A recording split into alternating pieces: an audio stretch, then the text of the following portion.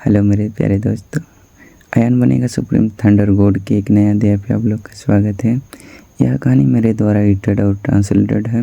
अगर कहानी पसंद आए तो लाइक करें और अपने दोस्तों के साथ शेयर करें और कमेंट करें, और आगे की कहानी जल्दी पाने के लिए चैनल को सब्सक्राइब कर सकते हैं। धन्यवाद। अयान सम्मानपूर्वक गेट के बाहर खड़ा होकर इंतजार करने लगा। वह मन ही मन सोचने लगा, महाबोधि मंदिर के लोगों से मिलने के बाद उन्होंने क्या कहा। यदि वे उसके साथ साधना तकनीक का आदान प्रदान करने को तैयार हों तो उसे कौन सी साधना तकनीक का आदान प्रदान करना होगा। अयान को बौद्ध कलाओं के बारे में भी ज़्यादा जानकारी नहीं थी। वह केवल एक ऐसी तकनीक खोजना चाहता था जो सूर्य देव की तकनीक को बेअसर कर सके। हालांकि उन्हें यह नहीं पता था कि क्या ऐसी कोई गहन बौद्ध कला है या उसका नाम क्या है। अयान ने चुपचाप सिर हिलाया, उन्हें बाद में इसके बारे में बताना और देखना कि क्या वे और सवाल पूछ सकते हैं। जब अयान विचार कर रहा था, उसने 5 भिक्षु शिष्यों के एक समूह को तेजी से अपनी ओर आते देखा। ये लोग लगभग उसी उम्र के थे। उसके सामने खड़े भिक्षुओं में से एक मजबूत कद-काठी का था और कमजोर दिख रहा था, लेकिन उसकी भौहें दुष्ट भाव से सिकुड़ी हुई थीं। उन सभी पांचों ने बहुत ही साधारण भिक्षुक वस्त्र पहन रखे थे और अपने हाथों में 2 मीटर लंबी धातु की छड़ पकड़ी हुई थी। वे पांचों दरवाजे की ओर चले गए। हृष्ट-पुष्ट भिक्षु एक छड़ी लेकर जमीन पर खड़ा हो गया और चिल्लाया, ये कौन है? साधु की निर्दयी अभिव्यक्ति देखकर अयान को अपने दिल में थोड़ा अजीब लगा, लेकिन उसने अशिष्टता करने की हिम्मत नहीं की। उन्होंने अपनी मुट्ठियां बांधी और कहा, मैं निचले धीरज साम्राज्य और सूर्य चंद्र संप्रदाय का शिष्य हूं। मैं यहाँ आपके मंदिर के महंत या बुजुर्गों को अपना सम्मान देने आया हूं। मुझे आपसे कुछ बात करनी है। बलवान भिक्षु ने अपनी भौहें उठाईं और चिल्लाया, आप क्या चर्चा कर रहे हैं? अयान को अजीब सा महसूस हुआ। उसने मन ही मन सोचा, क्या मैं तुम्हारे जैसे छोटे भिक्षु से बात कर सकता हूँ? हालांकि इन लोगों के चेहरे को देखकर लगता है कि अगर उसने अपनी मंशा जाहिर नहीं की तो मुझे डर है कि उसे अंदर जाने की इजाजत नहीं दी जाएगी। अयान ने अपनी मुट्ठियां बांधते हुए कहा, इस बार मैं आपके मंदिर के साथ मार्शल आर्ट का आदान प्रदान करने आया हूँ। मुझे पहले ही संप्रदाय का प्राधिकरण प्राप्त हो चुका है और मैं आपके मंदिर के साथ विनिमय करने के लिए अपने सूर्य चंद्र संप्रदाय की साधना पद्धति का उपयोग करने के लिए तैयार हूँ। सौभाग्यवश जितना अधिक वह उन छोटे भिक्षुओं के बारे में बात करता गया, उतना ही अधिक क्रोधित होता गया। बलवान भिक्षु ने चिल्लाकर पूछा, तुम्हारा नाम क्या है? अयान ने कुछ भी नहीं छिपाया और कहा, मैं सूर्य चंद्र संप्रदाय का 23वीं पीढ़ी का शिष्य हूँ, अयान। अच्छा। बलवान भिक्षु ठंडी हंसी हंसा और क्रोधित होकर बोला, ये कैसी हिम्मत है? तुम आने की हिम्मत करो। क्या मतलब है तुम्हारा कि मैं अभी भी आने की हिम्मत कर सकता हूँ? मैं ये शब्द कैसे कह सकता हूँ? अयान और भी अधिक उलझन में पड़ गया। ये पहली बार था जब वे महाबोधि मंदिर आए थे। भाड़ में जाओ, मजबूत साधु ने गुस्से से कहा। अयान ने भौहें सिकोड़ते हुए कहा, क्या मतलब है तुम्हारा? मैं एक दूसरे के साथ शिष्टता से पेश आता हूँ, फिर भी आप लोगों ने एक दूसरे के बारे में 3-4 बार बुरा भला कहा है। क्या महाबोधि मंदिर में अतिथियों के साथ ऐसा व्यवहार किया जाना चाहिए? मिट्टी की मूर्ति में अभी भी 1/3 मिट्टीपन बचा हुआ था। अयान उससे मिलने आया, लेकिन साधु ने एक क्षण तक उसे घूर कर देखा, फिर गुस्से से चिल्लाया, जिससे अयान को भी गुस्सा आ गया। बलिष्ठ भिक्षु जोर से हंसा, तुम्हारे जैसे खलनायक के साथ विनम्र होने की कोई आवश्यकता नहीं है। जाओ, उसे मारो। ऐसा कहते हुए बलवान साधु आगे बढ़ गया और एक छड़ी लेकर अयान की ओर दौड़ा। भिक्षु की छड़ी पर संघनित युआन क्यूई भयावह रूप से मोटी थी। इसके अलावा ये बौद्ध धर्म का अद्वितीय युआन क्यूई था। ये शुद्ध श्वेत और पवित्र था। अयान ने बचने की कोशिश की, लेकिन वह मजबूत साधु लगातार हमला करता रहा। ड्रैगन को वश में करने वाला कर्मचारी। बलिष्ठ भिक्षु 2 फुट ऊपर उछला और हाथ में छड़ी लेकर अयान की ओर सीटी बजाई। एक छड़ी से उसने पंखे के आकार की एक सफेद रोशनी निकाली। अयान ने श्वेत प्रकाश की शक्तिशाली शक्ति को महसूस किया और उसे कम आंकने की हिम्मत नहीं की। वह लगातार टालमटोल करता रहा और मन ही मन सोचता रहा कि यह बौद्ध गहन कला वास्तव में कोई मामूली बात नहीं है। जब वह बलवान भिक्षु जमीन पर उतरा तो उसने लगातार 3 लकड़ियों का पीछा किया और प्रत्येक लकड़ी दूसरी से अधिक तेज थी। जब वह चौथी छड़ी तक पहुंचा तो वह अचानक ऊंची छलांग लगाकर चिल्लाया, ड्रैगन की पूंछ तोड़ दो। स्टाफ पर मौजूद युआन क्यू विस्फोटक रूप से ऊपर उठा और दसियों मीटर लंबे युआन क्यू स्टाफ में संघनित हो गया, जो अयान की ओर तेजी से नीचे गिरा। अयान पहले से ही बता सकता था कि यह मजबूत भिक्षु मूल रिटर्न के चौथे स्तर पर था, लेकिन उसकी ताकत अधिकांश 5वें स्तर के मूल रिटर्न मार्शल कलाकारों की तुलना में बहुत अधिक थी। इस समय अयान के पास उसका स्वागत करने के लिए अपना ड्रैगन ब्लड सेबर निकालने के अलावा कोई विकल्प नहीं था। एक जोरदार धमाके के साथ मजबूत भिक्षु का Yuan Qiu staff dragon blood sabre से टकराया और तुरंत गिर गया, जबकि अयान सीधा खड़ा रहा। ठीक है। मजबूत साधु ने अपने दाहिने हाथ से छड़ी को पीछे की ओर उठाया हुआ था और बाएं हाथ में अंगूठे से 4 उंगलियां पकड़ी हुई थीं और वे तेजी से अयान की ओर बढ़ रहे थे। भिक्षु ने अपनी 4 उंगलियां हिलाईं और जब प्रत्येक उंगली बाहर निकलती तो उसकी उंगली के सिरे पर एक छोटी गोलाकार आघात तरंग फूटती। आघात तरंग बहुत छोटी थी, लगभग एक सेब के आकार की। हालांकि इस उंगली की शक्ति कोई छोटी बात नहीं थी। बाहर निकली हर उंगली युआन क्यूई की एक किरण थी। इसके अलावा सार क्यूई की किरण अत्यंत तेज थी। अयान का दिल बैठ गया और उसका शरीर हवा में उछल गया। वह तेजी से हवा में 4 बार घूमा, जिससे चारों उंगलियां उसके शरीर के पास से गुजर गईं। क्या तेज युआन क्यूई! अयान के जमीन पर उतरने के बाद उसके चेहरे पर गंभीरता आ गई। मार्शल कलाकारों द्वारा 2 प्रकार के युआन क्यू जारी किए जाते हैं। एक साधारण युआन क्यूई है और दूसरा मार्शल कौशल के माध्यम से जारी युआन क्यूई है। उत्सुकतावश अयान ने भी अपने अंगूठे का उपयोग करके अपनी चारों अंगुलियों को पकड़ लिया और अपनी युआन क्यूई को अपनी अंगुलियों में संघनित कर लिया तथा उसे मजबूत भिक्षु की ओर निकाल दिया। उसकी yuan QE swoosh swoosh swoosh swoosh swoosh swoosh swoosh swoosh swoosh के साथ बाहर उड़ गई। मजबूत भिक्षु ने उपहास किया और अपनी 4 उंगलियों को पकड़ लिया, पहले उन्हें इंगित किया। साधु की उंगली की शक्ति अयान की तुलना में बहुत तेज थी। एक पल में उसने वास्तव में अयान की 4 उंगलियां नष्ट कर दीं और अयान की ओर बढ़ना जारी रखा। अयान ने अपनी कृपाण उठाए और उसे रोक दिया। जब साधु की उंगली कृपाण से टकराई तो उसका जबरदस्त प्रभाव हुआ और अयान कई मीटर पीछे चला गया। हृष्ट पुष्ट भिक्षु ने घृणापूर्वक कहा, बिल्ली की नकल करो और बाघ का चित्र बनाओ और हास्यास्पद बनो। आप डोरोथी फिंगर की नकल करना चाहते हैं? अद्भुत, अद्भुत, अयान ने कहा। बलवान भिक्षु ने कहा, मेरे पास अभी भी 3 उंगलियां हैं। ऐसा कहने के बाद उसने अयान की ओर अन्य 3 उंगलियां चलाईं, जो युआन क्यूई की 3 किरणें थीं। तुम्हारे पास युद्ध कौशल है, लेकिन मेरे पास नहीं। अयान की कमर मुड़ गई, क्योंकि उसने चाकू और एक भयंकर ड्रैगन की पूंछ से हमला किया था। जब बड़ी अर्धचंद्राकार ब्लेड किरणों ने शक्ति के 3 तारों से टक्कर ली, तो उन्होंने मौके पर ही 3 भयानक उंगली बलों को नष्ट कर दिया। ब्लेड की किरणें थोड़ा ऊपर की ओर झुकीं और भयावह तरीके से मांसल भिक्षु के माथे को खरोंच दिया। भिक्षु आश्चर्य से पीला पड़ गया। आपका मजबूत पक्ष। मुझे खेद है कि मैंने आपको ठेस पहुंचाई, मैं किसी और दिन आपसे मिलने आऊंगा।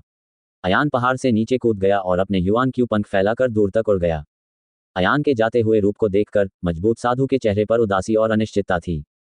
दूर आकाश में उड़ते हुए अयान लगातार विचार कर रहा था। महाबोधि मंदिर की उनकी यात्रा का भाग्य सचमुच अजीब था। वे कुछ भिक्षु बहुत ही अविवेकी थे, लेकिन उनकी ताकत साधारण नहीं थी।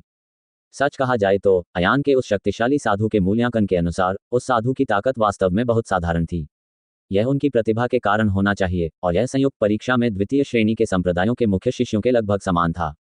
हालांकि उस शक्तिशाली भिक्षु ने जो युद्ध कौशल का प्रयोग किया वह अत्यंत शक्तिशाली था। अपनी ताकत से डोरोथी लीफ फिंगर वास्तव में अयान को हिला सकता था। इससे ये देखा जा सकता है कि बौद्ध गहन कलाएं वास्तव में बहुत शक्तिशाली थीं। अयान्यू को आश्चर्य हुआ कि महाबोधि मंदिर के शिष्यों ने उस पर हमला क्यों किया। उस बलिष्ठ साधु की बात पर विचार करने के बाद अयान ने अपना माथा थपथपाया और कहा, क्या ऐसा हो सकता है कि उन्हें मेरी पहचान पर संदेह हो रहा है? अगर उन्हें पता होता तो वे अपनी कमर के टोकन का खुलासा कर देते। मुख्य बात यह थी कि भिक्षुओं ने अयान से इसकी पुष्टि के लिए नहीं पूछा था, इसलिए अयान ने इसके बारे में नहीं सोचा और केवल यही सोचा कि महाबोधि मंदिर का सूर्य चंद्र संप्रदाय के प्रति दुर्भावनापूर्ण इरादा है। अब वापस जाओ, मुझे डर है कि जब हम मिलेंगे तो हम फिर से झगड़ेंगे। चलो कुछ दिन के लिए टाल देते हैं। अयान ने अपना सिर हिलाया और मिशन स्क्रॉल निकाला। मिशन का विवरण पढ़ने के बाद अयान ने राक्षस पुरुष द्वारा दिए गए नक्शे के अनुसार मवेशीपुर प्रांत तक उड़ान भरी। मवेशीपुर जो महाबोधि मंदिर से भी ज्यादा दूर नहीं था, जो मो मंचूरिया से 50,000 मील उत्तर में स्थित था। अयान ने जब 9 शुद्धता ब्रह्मांड कौशल सीखा तो सोआरिंग स्काई तकनीक की उसकी समझ में काफी सुधार हुआ। उसकी उड़ान की गति 3 गुनी से भी अधिक हो गई थी और वह अपने गंतव्य पर 1 दिन से भी अधिक समय में पहुंच गया था। मवेशीपुर प्रांत में गर्मी का मौसम था और रविंद्रपुर शहर में खूब सारे फूल खिले हुए थे। यद्यपि सड़क मध्य मैदानों के धीरज जितनी समतल और विस्तृत नहीं थी, फिर भी सड़क के दोनों ओर विदेशी फूल और पेड़ थे। यहाँ के पुरुषों और महिलाओं की नाक ऊंची और आंखें धंसी हुई थीं। पुरुष सुंदर थे और महिलाएं सुंदर थीं। इसके अलावा पश्चिमी क्षेत्रों के लोक रीति रिवाज खुले थे और आकाश में सूरज चमक रहा था। सड़कों पर खूबसूरत महिलाएं छोटी स्कर्ट पहनती थीं, जिससे चलते समय उनकी चमकदार सफेद टांगें उजागर हो जाती थीं। दूसरी ओर वे केवल एक छोटी सी ब्रा पहनती थीं जो उनके शरीर के महत्वपूर्ण हिस्सों को ढक सकती थी और उनकी छाती का लगभग आधा हिस्सा खुला रहता था। इस दृश्य को देखकर अयान का चेहरा लाल हो गया। वह निश्चित रूप से सेंट्रल प्लेन्स के धीरज में ऐसा दृश्य नहीं देख पाएंगे। रास्ते में बेचे जा रहे अनोखे फलों और खाद्य पदार्थों ने अयान का लगातार ध्यान आकर्षित किया और उसे लगा कि वे उसके दिल में अतुलनीय रूप से ताज़ा हैं। मिशन स्क्रॉल के अनुसार अयान अपने गंतव्य रविंद्रपुर शहर में प्रसिद्ध शराबी अमर निवास पर पहुंचा। द ड्रंकन इमोर्टल रेसिडेंस एक प्रसिद्ध रेस्तरां था। जब अयान यहां पहुंचा तो प्रवेश द्वार पर पहले से ही 2 लंबी कतारें लगी हुई थीं, जो दूर चौराहे तक फैली हुई थीं। दुकानदार मध्य मैदानी क्षेत्र का एक सच्चा व्यक्ति था, एक झुका हुआ बूढ़ा आदमी। अयान द्वारा अपना इरादा बताने पर दुकानदार तुरंत खुश हो गया और उसे सारी बात बता दी। पश्चिमी क्षेत्रों में रहने वाले व्यापारी मार्शल आर्ट प्रतिभा वाले युवाओं को चुनते थे। हर साल ज़ियानटियन शराबी अमर मंडप में इकट्ठा होते थे और फिर एक साथ सेंट्रल प्लेन्स धीरज की ओर जाते थे। हालांकि इस बार प्रस्थान का दिन करीब आ रहा था और 60 से अधिक किशोर रहस्यमय तरीके से गायब हो गए थे, जिनमें से 44 रहस्यमय तरीके से गायब हो गए थे। दुकानदार इतनी बड़ी जिम्मेदारी नहीं उठा सकता था, लेकिन पश्चिमी क्षेत्रों में कोई भी उसे मध्य मैदानों से युवक को खोजने में मदद करने के लिए तैयार नहीं था, इसलिए उसने मदद के लिए धीरज साम्राज्य की ओर रुख किया। फिर से लापता, अयान ने सोचा। संभवतः वह चिरनिद्रा वन की तरह राक्षस द्वारा बंदी नहीं बनाया जा सकता था, है ना? क्या 40 लोग लापता हो गए हैं? अयान ने स्क्रॉल को देखा। जब उन्हें यह मिशन मिला तब केवल 30 लोग गायब हुए थे। दुकानदार ने हाथ मलते हुए कहा, छोटे भाई, तुम्हारे साथी कब आएंगे? मैंने शराब और व्यंजन तैयार कर लिए हैं। साथी, अयान ने कहा, मैं अकेला हूँ। जब दुकानदार ने यह सुना तो वह तुरंत चौंक गया। वैसे दरवाजे के बाहर 2 लंबी लाइनें हैं। वे क्या कर रहे हैं? अयान ने उत्सुकता से पूछा। ये पता चला कि ड्रंकन इमोर्टल रेजिडेंस इसलिए प्रसिद्ध था क्योंकि यह रेस्तरां पियर फ्लावर ड्यू नामक एक विशेष शराब तैयार करता था। ये नाशपाती के फूल की ओस एक प्रसिद्ध शराब थी। हर वर्ष ये पश्चिमी क्षेत्र के शाही महल को श्रद्धांजलि अर्पित करता था। इसका बाकी हिस्सा तो बेच दिया गया, लेकिन सीमित उत्पादन के कारण इसका मूल्य काफी अधिक था। इस वर्ष नाशपाती के फूल का उत्पादन पहले ही बंद हो चुका है, जिससे बिक्री के लिए बहुत कम मात्रा में फूल बचे हैं। इसलिए कई लोग शराब का स्वाद लेने के लिए हजारों मील की यात्रा करते थे। ये दिलचस्प है। अयान ने सोने के सिक्कों से भरा एक थैला निकाला और कहा, मेरे पास 200 सोने के सिक्के हैं। क्या मैं इसका स्वाद चख सकता हूँ? दुकानदार ने सोने के सिक्के वापस धकेल दिए और कड़वी मुस्कान के साथ बोला, जब तक आप बच्चों को ढूंढने में मेरी मदद कर सकते हैं, मैं आपका आभारी रहूंगा। तुम्हारी हिम्मत कैसे हुई पैसे लेने की? जैसे ही वह बोल रहा था, दुकानदार ने स्वयं अयान के लिए तीसरी मंजिल पर एक खिड़की वाली सीट की व्यवस्था कर दी और क्लर्क को नाशपाती के फूलों की ओस का एक जार लाने के लिए कहा। यह संयोग ही था कि यह वर्ष का अंतिम जार था। जब बाहर कतार में खड़े लोगों को पता चला कि उनकी अच्छी शराब बिक चुकी है, तो उन्होंने जाने से इनकार कर दिया, दरवाजा बंद कर दिया और सड़कों पर गालियां बकने लगे। अयान ने अपने लिए एक कप में चाय भरी और उसे अपने सामने ही सूंघा। उसने तुरंत ही शराब की सुगंध अपने हृदय और प्लीहा में महसूस की। उसने एक घूंट पी लिया और वह बहुत मधुर और स्वादिष्ट था। जब उसने शराब ली तो अचानक उसके गले में एक विस्फोटक गर्मी महसूस हुई, जिससे अयान कांपने लगा। जब शराब उसके पेट में गई तो वह नाशपाती की सुगंध से भर गई और अतुलनीय रूप से गर्म हो गई। कई अलग अलग स्वाद परिवर्तनों ने अयान को आश्चर्यचकित कर दिया। अयान खुशी से मुस्कुराया, दुनिया में बहुत सारी अच्छी वाइन हैं। इसमें कोई आश्चर्य नहीं कि इतने सारे लोग इन्हें खरीदने के लिए कतार में खड़े हैं। वह खुशी खुशी शराब पीता था और विदेशी व्यंजन खाता था। उसका मूड धीरे धीरे अच्छा होने लगा। इस समय नीचे कतार में खड़े लोग अचानक चीखने लगे और तितर बितर हो गए, जिससे सड़कों पर अफरा तफरी मच गई। अयान ने शराब हाथ में लेकर खिड़की से बाहर देखा तो 2 लोग सड़क पर लड़ रहे थे। एक लंबा और पतला था और दूसरा छोटा और मोटा था। लंबे और पतले आदमी के हाथ में एक कुल्हाड़ी थी, जबकि छोटे मोटे आदमी के हाथ में 2 बड़े हथौड़े थे। वे दोनों भयंकर गति से चलते हुए लड़ने लगे। वे दोनों मूल वापसी क्षेत्र के 5वें स्तर पर थे। लंबा और पतला आदमी उछला और अपनी कुल्हाड़ी से जोरदार वार किया।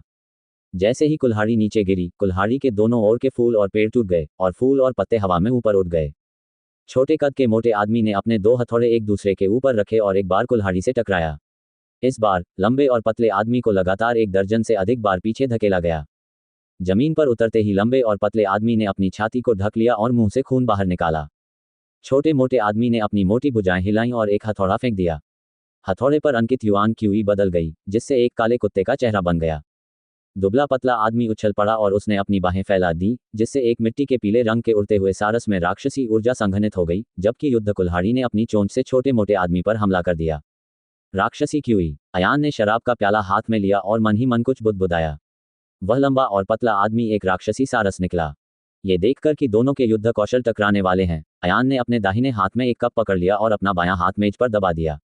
तुरंत ही उफनती हुई युआन क्यूई लकड़ी की मेज पर भर गई, फिर लकड़ी की मेज से फर्श पर चली गई और फर्श से होते हुए पूरे रेस्तरां को भर दिया। धमाका। सड़क पर 2 लोगों के बीच हुई टक्कर अंततः भड़क उठी। एक विशाल गोलाकार आघात तरंग फैल गई, जिससे 7 या 8 इमारतें मौके पर ही नष्ट हो गईं, जबकि सबसे अधिक प्रभावित रेस्तरां सुरक्षित बच गया। वे दोनों आश्चर्यचकित होकर रेस्तरां की ओर देखने लगे। उन्होंने देखा कि अयान तीसरी मंजिल पर बैठा है और उन दोनों की ओर अपना गिलास बढ़ा रहा है। वह मुस्कुराया और बोला, चलो, मैं सिर्फ पीऊंगा। दोनों की आंखें अचानक सिकुड़ गईं, उनके चेहरे भय से भर गए। लंबे और पतले आदमी ने इस अवसर का लाभ उठाते हुए आकाश में छलांग लगाई और एक पीले रंग के सारस में तब्दील हो गया, जिसने अपने पंख 10 मीटर चौड़े फैलाए और भागने के प्रयास में अपने पंख फड़फड़ाने लगा। तुम कहाँ भाग रहे हो? छोटे कद के मोटे आदमी ने 2 हथौड़े एक दूसरे के ऊपर रखे, उसका शरीर लट्टू की तरह घूम रहा था और वह आकाश में उड़ते हुए सारस की ओर झपटा। मोटे आदमी की चाल फुर्तीली थी। उसके शरीर के चारों ओर लिपटा युआन क्यू घूम गया और 2 उलझी हुई हल्की जंजीरों में बदल गया।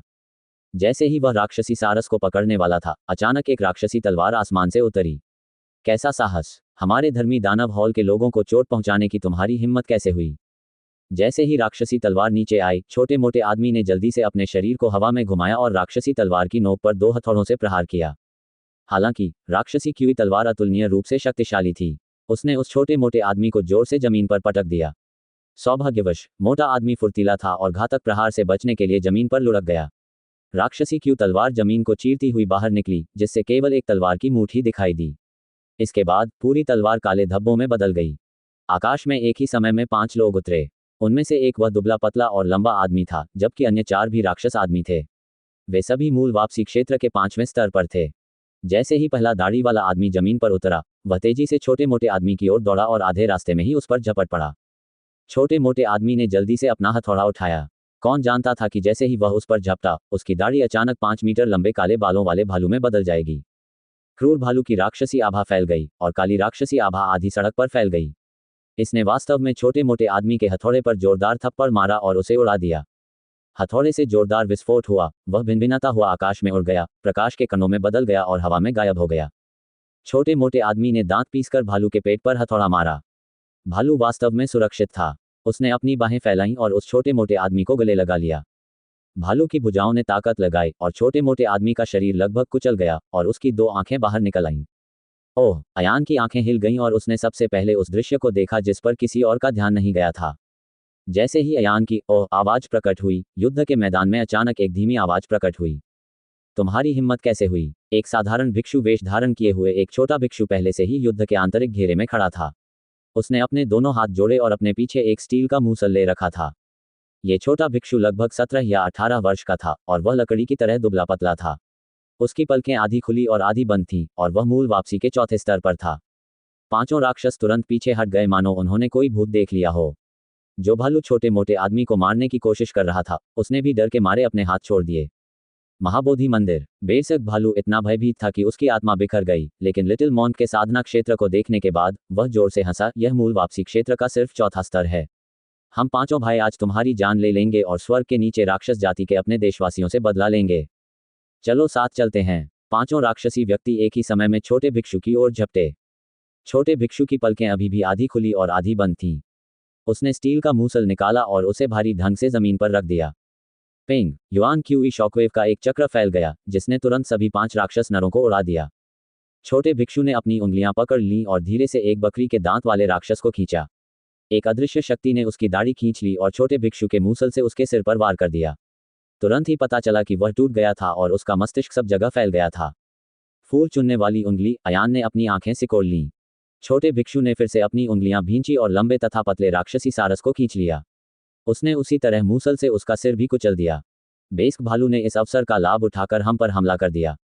वह और तेज भागने लगा। वह अचानक राक्षसी जानवर से मानव रूप में परिवर्तित हो गया। उसके पीछे एक लंबी काली राक्षसी आभा थी। कटोरे के आकार की मुट्ठी ने घनी राक्षसी आभा को संघनित किया और छोटे भिक्षु के सिर के पीछे की ओर जा गिरी। छोटे भिक्षु ने अपने दोनों हाथ आपस में जोड़े और बीच में स्टील का मूसल रख दिया। उन्होंने न तो टालमटोल किया और न ही जवाबी हमला किया, बल्कि कहा, डायमंड बॉडी प्रोटेक्शन। शुद्ध सफेद प्रकाश की एक परत अचानक प्रकट हुई। इसने छोटे भिक्षु को घेर लिया। झनकार! बेस्क भालू के जोरदार घूंसे ने प्रकाश की ढाल को इस तरह से तोड़ दिया, मानो उसने 1000 साल पुरानी प्राचीन घंटी को बुरी तरह से तोड़ दिया हो, जिससे एक गहरी और एकांत ध्वनि उत्पन्न हुई। जहां तक भालू की कलाई का सवाल है, वह वास्तव में टूटी हुई थी। एक सफेद हड्डी की कील उसकी त्वचा और मांस को चीरती हुई बाहर निकल आई। छोटे भिक्षु का शरीर अचानक घूम गया और वह हवा में अपनी हथेली नीचे पटकते हुए आकाश में उड़ गया। एक विशाल सफेद हाथ का निशान आसमान से उतरा। उन्मत्त भालू आदमी और एक अन्य राक्षस आदमी दोनों को उनके हाथ की विशाल हथेली से कुचल दिया गया और हर जगह खून और हड्डियां बिखर गईं।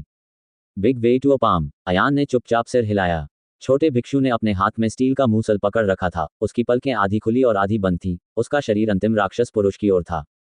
राक्षस पुरुष ने पुटोंक ध्वनि के साथ घुटनों के बल बैठकर कड़वाहट से विनती की, कृपया मुझे छोड़ दें। मैंने कोई बुरा काम नहीं किया। छोटे भिक्षु की अभिव्यक्ति भावशून्य थी। अचानक उसके पैरों के नीचे तेज हवा चलने लगी और वह चीखते हुए अंतिम दानव जाति के व्यक्ति की ओर बढ़ने लगा। राक्षस पुरुष जानता था कि उसके बचने की कोई उम्मीद नहीं है, इसलिए उसने अपने दांत पीस लिए और अपना दाहिना हाथ ऊपर उठाया, जिससे एक राक्षस की तलवार आसमान से नीचे उतरी। भ्रष्ट मार्ग। छोटे भिक्षु ने अपनी पलकें नहीं उठाईं। उसके हाथ में जो स्टील का मूसल था, वह आकाश की ओर मुंह करके बोला, वज्र मूसल। सघन युआन क्यूई 10 मीटर लंबे मूसल में परिवर्तित हो गया, जिसने राक्षसी तलवार को जोरदार धमाके के साथ चकनाचूर कर दिया। इसी समय अचानक एक सफेद छाया सड़क पर चमक उठी। छाया जमीन पर उतरी और एक सुंदर युवा स्वामी में बदल गई, जिसने सुंदर सफेद वस्त्र पहन रखा था। छोटे भिक्षु, वे दया की भीख मांग रहे हैं। उन सबको मारने की क्या जरूरत है? उस सुंदर युवा स्वामी के चेहरे पर मुस्कान थी। ये वही है। अयान का दिल धड़क उठा। क्या ये यंग मास्टर प्यानपियन 5वें स्तर का गुयुआन दानव नहीं था जिसका सामना उसने उड़ते कारवां में किया था? तुम भी एक राक्षस हो। तुम भी मरने के लायक हो। छोटे भिक्षु ने युवा मास्टर प्यानपियान पर एक विशाल युआन क्यूई स्टील मूसल फेंका। युवा मास्टर प्यानपियन का दाहिना हाथ सघन हो गया और राक्षसी ऊर्जा एक बड़े हाथ में परिवर्तित हो गई, जिसने वज्र मूसल को पकड़ लिया। छोटे भिक्षु ने अपना हाथ घुमाया और एक अदृश्य वेट वो पाम को उड़ा दिया। युवा स्वामी की आंखें हिल गईं और उन्होंने तुरंत आंखें खोल दी। उसका शरीर एक प्रतिरूप में बदल गया और तुरंत ही छोटे भिक्षु के पास पहुंच गया। Diamond body protection. छोटे भिक्षु ने अपने हाथ आपस में जोड़ लिए और एक शक्तिशाली युआन क्यू ढाल फिर से प्रकट हुई। छोटे भिक्षु, मैं यहाँ पानी पीने आया हूँ। मेरे पास आपके साथ खेलने का समय नहीं है। युवा स्वामी ने राक्षसी ऊर्जा का एक धागा बाहर फेंक दिया। राक्षसी ऊर्जा एक लंबे रेशम में बदल गई, जो छोटे भिक्षु की युआन क्यूई ढाल के चारों ओर परत दर परत लिपट गई तथा उसे एक मजबूत अवरोध में लपेट दिया। इसके तुरंत बाद यंग मास्टर ने रेशम फेंक दिया और छोटे भिक्षु को दूर फेंक दिया। ये झटका इतना शक्तिशाली था कि इसने छोटे भिक्षु को स्वर्ग और पृथ्वी के संगम पर गायब कर दिया और वह अब दिखाई नहीं दे रहा था। मुझे बचाने के लिए धन्यवाद, युवा मास्टर। अंतिम दानव पुरुष जल्दी से जमीन पर घुटनों के बल बैठ गया और दंडवत प्रणाम किया। युवा मास्टर ने हाथ हिलाकर कहा, जल्दी से चले जाओ। मुझे शराब पीने से मत रोको। ये कहने के बाद उसने जमीन पर पड़े छोटे मोटे आदमी को नजरअंदाज कर दिया और शराबी अमर मंडप में कदम रखा। क्या आपके पास नाशपाती के फूलों की ओस खत्म हो गई है? यंग मास्टर की आवाज नीचे से आई। अयान मुस्कुराया और बोला, भाई ऊपर आओ और साथ में पियो। एक तेज हवा तीसरी मंजिल तक आई और युवा मालिक ने खुश होकर कहा, यह आप हैं? अयान ने सिर हिलाया और मुस्कुराया, यह मैं हूं। संयोग से मेरे पास नाशपाती के फूलों की ओस का आखिरी जार यही है। अगर तुम्हें कोई आपत्ति न हो तो चलो इसे साथ में पीते हैं। हाँ, मुझे पता था कि यह हमारी किस्मत थी। युवा स्वामी ने अपना लबादा उठाया और अशिष्टतापूर्वक बैठ गया। एक गिलास शराब पीने के बाद युवा मालिक ने प्रशंसा करते हुए कहा, अच्छी शराब, अच्छी शराब। ये दूसरी बार है जब हम मिले हैं। मेरा नाम ऋतिक है। अयान मुस्कुराया और बोला, मैं ध्रुव हूँ। तो ये भाई ध्रुव है। ऋतिक खिलखिला कर हंसा, मैं शराब के लिए आपका शुक्रिया अदा कर सकता हूँ। ये तो बस शराब का एक जार है। आपके शब्द बहुत भारी हैं। अयान ने कहा। नाशपाती के फूलों की इस ओस को पीने के बाद मुझे अभी भी पश्चिमी क्षेत्रों के राक्षसों से प्राप्त एक विशेष शराब ढूंढनी है, जिसे ब्लैक स्नैक माउथ कहा जाता है, ऋतिक ने शराब पीते हुए कहा। भाई ध्रुव, अगर हम तीसरी बार मिलें तो मैं आपके साथ काले सांप के मुहाने पर शराब पीऊं। अयान मुस्कुराया और कहा, यह सबसे अच्छा है। ये तय है। मनुष्य के शब्द अटल होते हैं। इसे करें। ऋतिक ने अपना गिलास उठाया और अयान के साथ पीने लगा। लगता है भाई ध्रुव भी शराब के शौकीन हैं। आप वाइन संस्कृति के बारे में कितना जानते हैं? ऋतिक ने नाशपाती के फूलों की ओस की नाजुकता का आनंद लिया और अपना सिर हिलाया। वैसे भी शराब के बारे में मेरी समझ बहुत उथली है। अयान ने कहा, ईमानदारी से कहूं तो मुझे वाइन संस्कृति के बारे में कुछ भी नहीं पता है। उन दोनों ने एक दूसरे को देखा और खिलखिलाकर हंस पड़े। ऋतिक ने कहा, आप और मैं शराब के बारे में कुछ नहीं जानते, लेकिन हमें इसे पीना बहुत पसंद है। ऐसा लगता है कि यह असली शराब प्रेमी है। वैसे भाई ध्रुव, आज रात यहाँ एक अद्भुत कार्यक्रम है। हम साथ साथ क्यों नहीं चलते? खाने पीने के बाद मुझे आराम की जरूरत है। मैं आज रात को आपसे मिलने आऊंगा। मुझ पर विश्वास करो, मैं तुम्हें निश्चित रूप से निराश नहीं करूंगा। ऋतिक को इस बात की परवाह नहीं थी कि अयान सहमत है या नहीं, इसलिए उसने खुद ही फैसला कर लिया। उसने अयान को आंख भी मारी। जब अयान ने शराब पी और उसका स्वाद चखा तो उसने दुकानदार को ढूंढा और शेष 20 युवकों से मिलने गया। ये युवक केवल 13 या 14 वर्ष के थे। वे मार्शल आर्ट सीखने की उम्र में थे। यद्यपि वे थोड़े बड़े थे, फिर भी बहुत देर नहीं हुई थी। अयान के पूछने पर पता चला कि ये बच्चे कुछ भी नहीं जानते। उन्होंने केवल इतना बताया कि जागने के बाद 1 दर्जन लोग गायब हो गए थे। अगली रात वह हमेशा की तरह सोने चला गया। जब वह जागा तो वहां 1 दर्जन से अधिक लोग कम थे। इस घटना ने बच्चों को इतना डरा दिया कि वे सोने की हिम्मत नहीं जुटा पाए, बल्कि कई दिनों तक वे सो नहीं पाए। नींद से जागने पर पता चला कि वास्तव में 10 से अधिक लोग गायब थे। अयान को अजीब लगा। उसकी आंखों में बिजली चमक उठी और उसने कमरे में चारों ओर देखा। जब उसने छत की दिशा देखी तो उसकी निगाह सार्थक हो गई। ठीक है, आप लोगों को सो जाना चाहिए। मेरे आसपास होने पर डरो मत। अयान ने बच्चों को सांत्वना दी और जाने के लिए मुड़ा। बहुत देर हो चुकी थी और सड़कें चमकदार रंगीन रोशनियों से भरी हुई थीं। यद्यपि रविंद्रपुर शहर की समृद्धि वनराजी शहर से बहुत कम थी, फिर भी यह वनराजी शहर से कहीं अधिक जीवंत था। भाई ऋतिक, मुझे कुछ ज़रूरी काम निपटाना है, इसलिए मैं देर नहीं कर सकता। इसके अलावा मैं कमज़ोर हूँ, इसलिए मैं आप पर बोझ नहीं बनना चाहता। अयान को समझ में नहीं आया कि हंसे या रोए, और उत्साही ऋतिक ने उसे सड़क पर खींच लिया। अयान एक नर्म दिल आदमी था। यदि अन्य लोग उसे क्रोध से देखते तो संभवतः वे एक ही चाकू से उसका सिर काट देते। अगर वह उसे मनाने की कोशिश करेगी तो अयान नर्म दिल होगा। ऋतिक ने कहा, हमारा मिलना तय है। मैं तुम्हें एक अच्छे मित्र की तरह मानता हूँ। यह उल्लेख करने की आवश्यकता नहीं है कि आप मूल रिटर्न के केवल चौथे स्तर पर हैं। भले ही आप एक साधारण व्यक्ति हैं, फिर भी मैं आपको एक अच्छे मित्र के रूप में मानता हूँ। भाई ध्रुव, चिंता मत करो। यद्यपि आपकी ताकत औसत दर्जे की है, फिर भी कुछ भी होने पर मैं आपकी रक्षा करूंगा। भले ही आपकी जान चली जाए, फिर भी मैं आपकी पूरी सुरक्षा करूंगा। अयान ने रोहित द्वारा दिया गया लंबा गाउन पहना हुआ था, इसलिए चेन यून अयान की असली ताकत नहीं देख सका। ऋतिक ने अयान को आंख मारते हुए स्पष्टता से कहा, मेरे पीछे आओ। आज रात एक दुर्लभ अच्छा दिन है। हमें खुश होना चाहिए। अयान असहाय था और केवल उसके साथ चल सकता था। वे दोनों खरीदारी करते हुए आगे बढ़े और धीरे धीरे रविंद्रपुर शहर के सबसे व्यस्त इलाके में प्रवेश कर गए। एक पंक्ति में एक दर्जन से अधिक सड़कें लाल और हरे रंग की थीं, और कोई भी दूर से ही पाउडर मिली हुई तेज शराब की अजीब सुगंध सूंघ सकता था। ये है, अयानचाओं ने वेश्यालयों से भरी सड़क की ओर देखा। सड़क के दोनों ओर अलग अलग कपड़े पहने खूबसूरत लड़कियां खड़ी थीं। उन्होंने मेहमानों को आकर्षित करने के लिए हाथों में रुमाल पकड़ लिए और मुस्कुराते हुए उन्हें लहराया। रास्ते में सभी युवा और मध्यम आयु वर्ग के पुरुष थे, और कुछ वृद्ध लोग भी थे। भाई ध्रुव, देखना बंद करो। ये सभी साधारण सामान हैं। मैं तुम्हें एक बेहतर जगह ढूंढने के लिए ले जाऊंगा। ऋतिक को लगा कि अयान उस महिला पर मोहित हो गया है, इसलिए उसने अयान को खींच लिया। 3 गलियां पार करने के बाद वे चौथी गली में पहुंचे। ये सड़क अतुलनीय रूप से चौड़ी थी, इतनी कि 16 गाड़ियां एक साथ चल सकती थीं। पश्चिमी क्षेत्रों में इस पैमाने की सड़क बहुत दुर्लभ थी। ये सड़क अंधेरी भीड़ से घिरी हुई थी। वे सभी लाल आंखों वाले और अत्यंत उत्तेजित पुरुष थे। ऋतिक ने अयान को बताया कि भीड़ से घिरी उस जगह को फॉरगॉटन टाउनशिप पवेलियन कहा जाता है। इसका मतलब यह था कि यहाँ एक रात बिताने के बाद वह इतना खुश था कि वह घर भी नहीं जाना चाहता था। ऋतिक ने अयान पर अपनी बांह रखी और मुस्कुराते हुए कहा, तुम्हें अभी भी नहीं पता, ये फॉरगॉटन कंट्री पवेलियन पूरे पश्चिमी क्षेत्रों में फैला हुआ है, और यह फैंगली फार्म का सबसे प्रसिद्ध साइन बोर्ड है। पश्चिमी क्षेत्र का यह आदमी, चाहे वह युवा हो या बूढ़ा, मानव हो या राक्षस, जब तक वह फॉरगॉटन टाउनशिप पवेलियन का उल्लेख करता है, हर कोई उसे अंगूठा दिखाएगा। इसके अलावा आज रात वह दिन है जब मिस रुचिका यहाँ परेड करने आएंगी।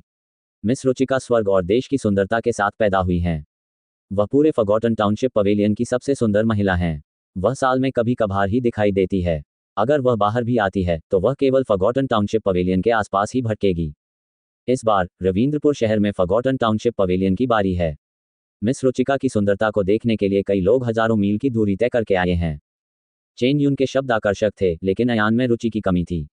वह अभी भी अपने दिल में उन बच्चों को याद करता था और भागने का कोई बहाना ढूंढना चाहता था।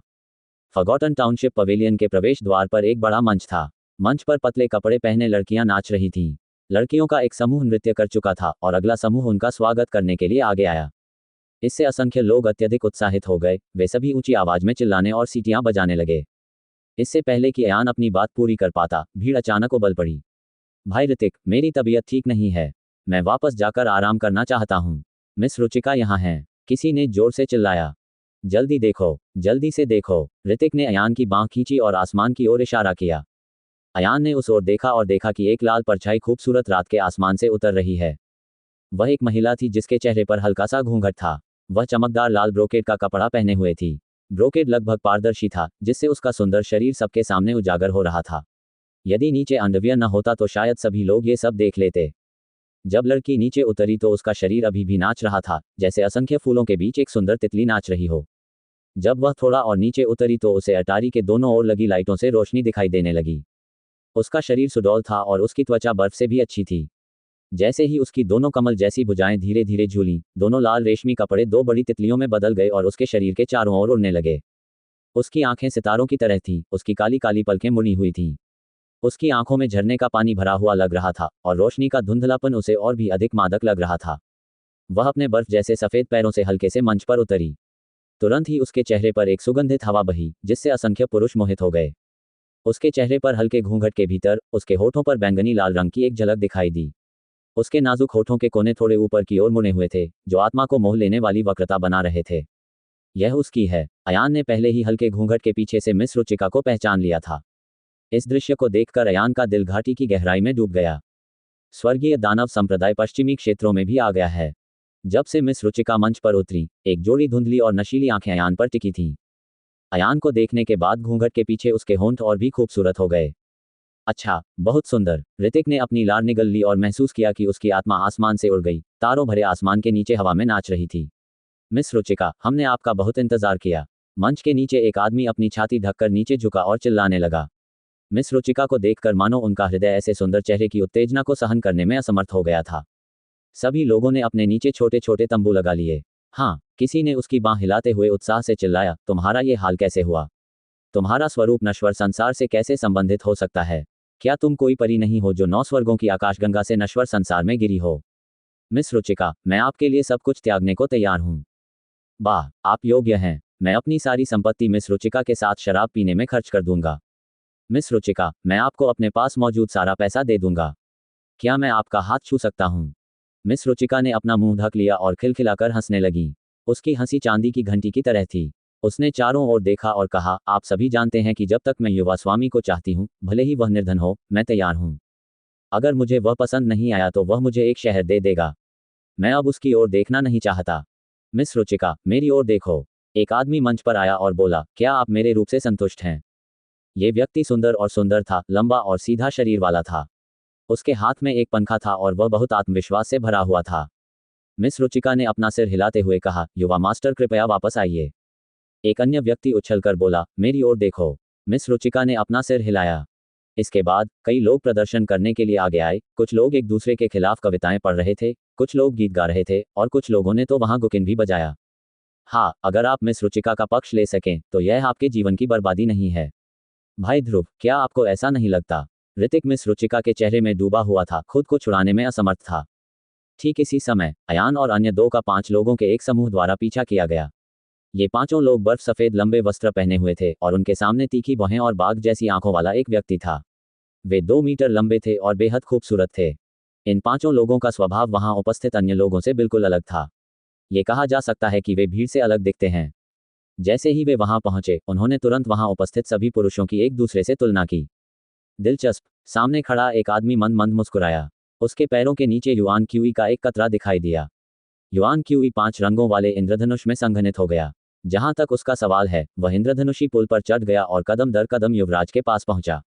ये देखकर अयान का दिल बैठ गया। स्वर्गीय रंगीन चंद्रमा संप्रदाय। ये स्वर्गीय रंगीन चंद्रमा संप्रदाय की साधना तकनीक थी। पश्चिमी क्षेत्रों में क्या हो रहा है? सबसे पहले स्वर्गीय शैतान संप्रदाय की राक्षसी महिला प्रकट हुई और फिर स्वर्गीय रंगीन चंद्रमा संप्रदाय के लोग आए। इस बार पश्चिमी क्षेत्र में काफी हलचल रहेगी। जैसे ही स्वर्गीय रंगीन चंद्रमा संप्रदाय के सुंदर पुरुष ने अखाड़े में कदम रखा, वहां और कुछ नहीं था। केवल उसकी उपस्थिति ने ही सभी पुरुषों को दबा दिया। मिस रुचिका, क्या ऐसा है?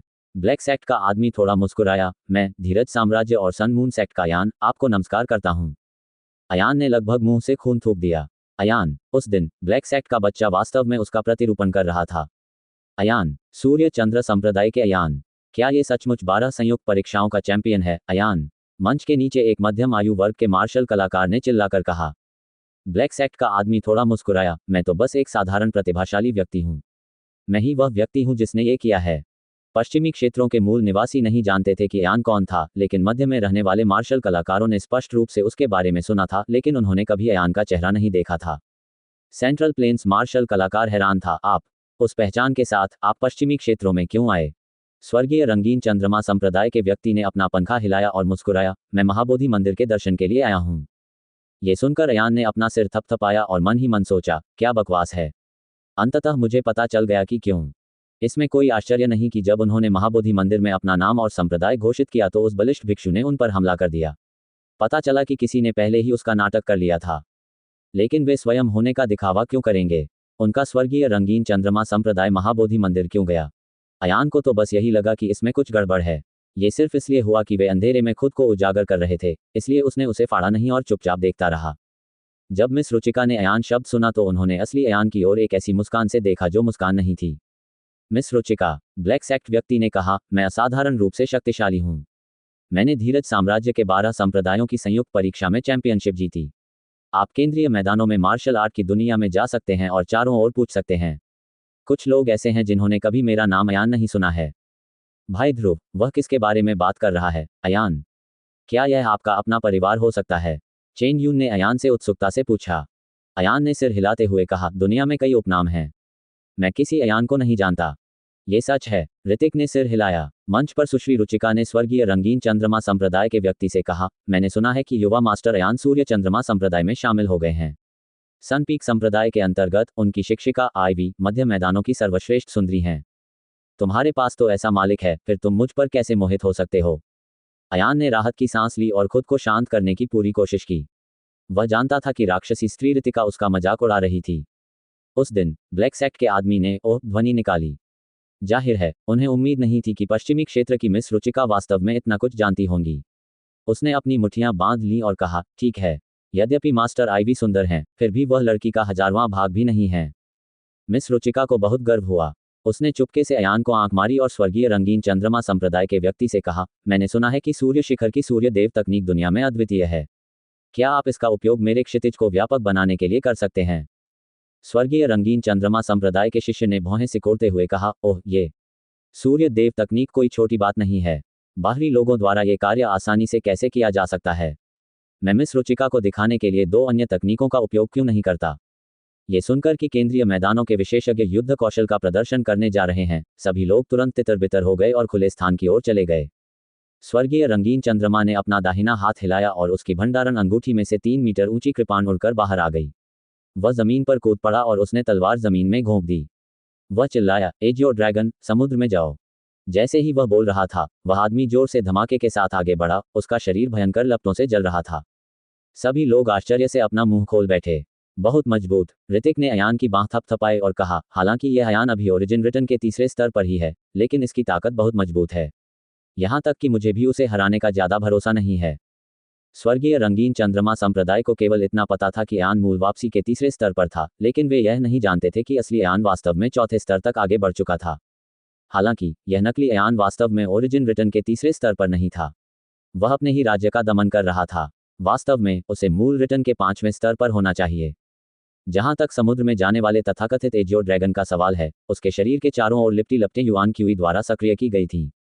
असली एजियो ड्रैगन का समुद्र में जाना युआन क्यूई और हवा के बीच तीव्र घर्षण के कारण हुआ था। जहां तक समुद्र में जाने वाले इस नकली एजियो ड्रैगन की बात है, तो इसकी शक्ति वास्तव में असाधारण थी। समुद्र में जाते समय एजियो ड्रैगन की आकृति का अनुकरण करने के लिए अन्य युद्ध कौशल का प्रयोग किया जाना चाहिए था। शिकारी पक्षी अपनी पूंछ हिलाते हैं। स्वर्गीय रंगीन चंद्रमा संप्रदाय के अनुयायी हवा में कूद पड़े, अपनी कमर को मोड़ते हुए और एक विशाल अर्धचंद्राकार प्रकाश को काटते हुए।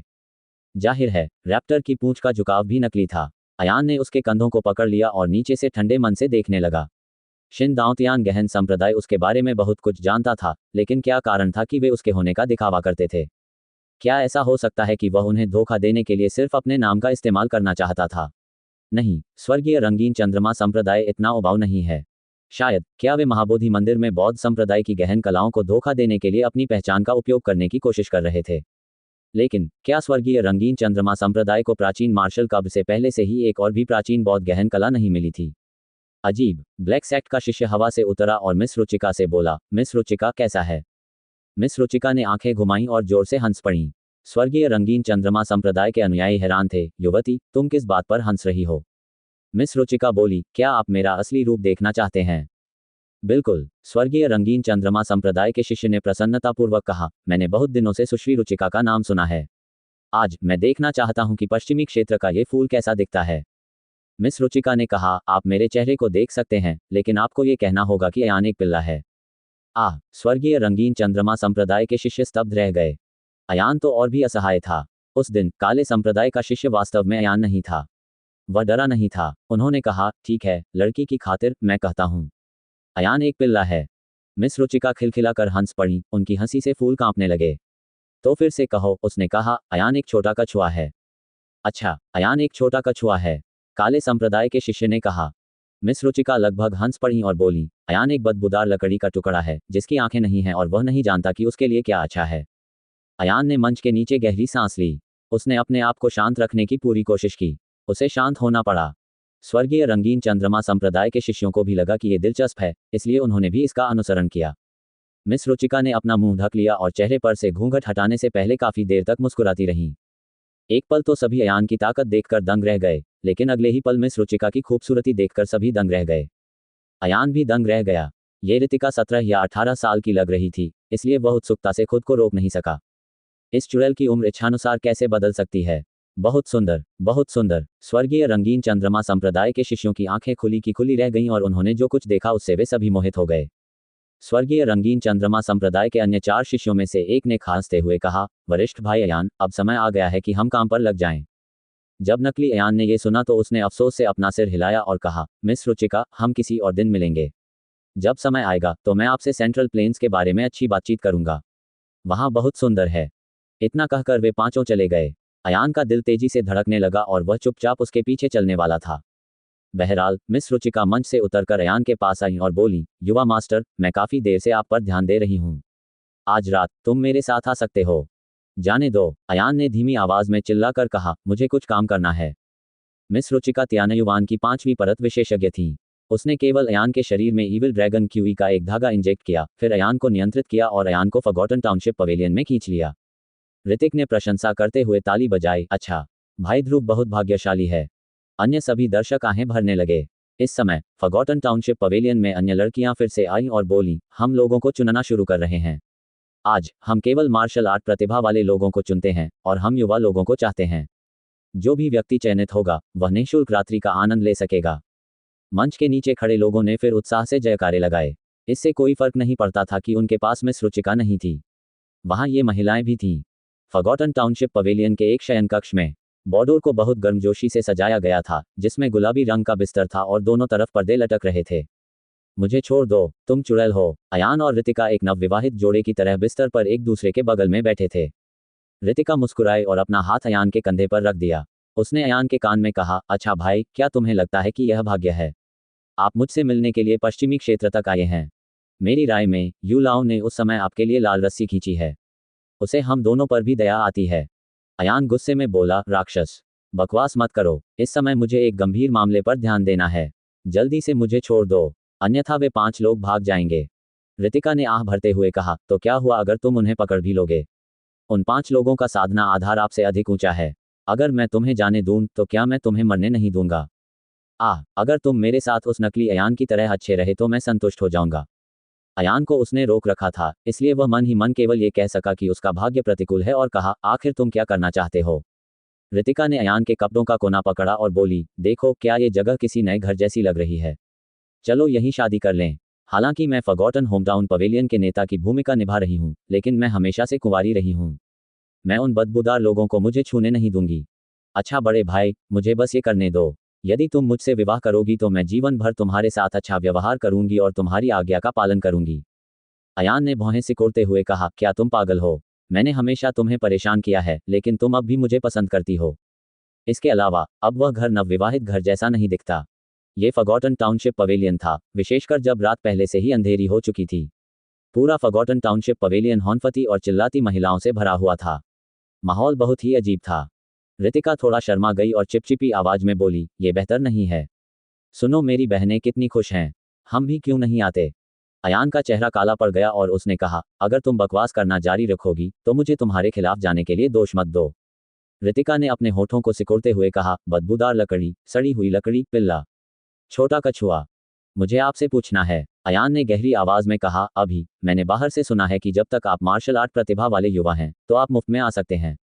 क्या तुमने अपना विचार बदल दिया? ऋतिका बहुत खुश थी और अयान के कपड़े उतारने वाली थी। अयान ने कहा, मैं आपसे फिर से पूछता हूँ, क्या आपके स्वर्गीय शैतानी धर्म ने उस युवक को शराबी अमर मंडप से दूर ले जाया था? ऋतिका ने एक पल सोचा और बोली, मुझे इस बारे में नहीं पता। शायद ये काम अन्य लड़कियों ने किया होगा। रुको, मैं तुम्हारी मदद करूंगा। जैसे ही वह बोल रहा था, ऋतिका हवा के झोंके की तरह उड़ गई और एक कप चाय से भी कम समय में वापस तैर कर आ गई। वास्तव में, उसने कहा। अयान ने भौहें सिकोड़ते हुए कहा, यह अजीब है। आपने कितने ले लिए? इसका उद्देश्य क्या है? ऋतिका ने बताया, कुछ दिन पहले ड्रंकन ड्रीम पवेलियन से 1 दर्जन से अधिक छोटे लड़के चुपके से भाग गए थे, जिन्हें यहाँ की लड़कियां बहला फुसलाकर ले गईं। उन्होंने उन्हें वापस नहीं रखा। चिंता मत करो, मैं सिर्फ अपने वंशजों के पालन पोषण के लिए उनके बीज उधार लेना चाहता हूँ। कुछ स्पष्टीकरण के बाद ये पता चला कि स्वर्गीय शैतान धर्म अक्सर अच्छी मार्शल आर्ट प्रतिभा वाले युवा लोगों को पकड़ लेता था। इन युवाओं को स्वर्गीय शैतान धर्म की महिलाओं के साथ मिला देता था और फिर उन्हें मार देता था। उन महिलाओं द्वारा बच्चों को जन्म देने के बाद ये बच्चे स्वर्गीय शैतान पंथ की अगली पीढ़ी के लक्ष्य बन जाते थे। स्वर्गीय शैतान पंथ के सदस्य स्वर्गीय शैतान पंथ के प्रति अत्यंत वफादार थे। इसका कारण यह था कि वे स्वर्गीय शैतान पंथ में पले बड़े थे और उनका दिमाग खराब कर दिया गया था। अयान की आंखें आश्चर्य से चौड़ी हो गईं। 13-14 साल के बच्चों, तुम सबको बीज छीनकर उधार लेना होगा। जल्दी से उन्हें जाने दो। रितिका ने आंखें घुमाते हुए कहा, बस जाने दो। तुम इतने उग्र क्यों हो?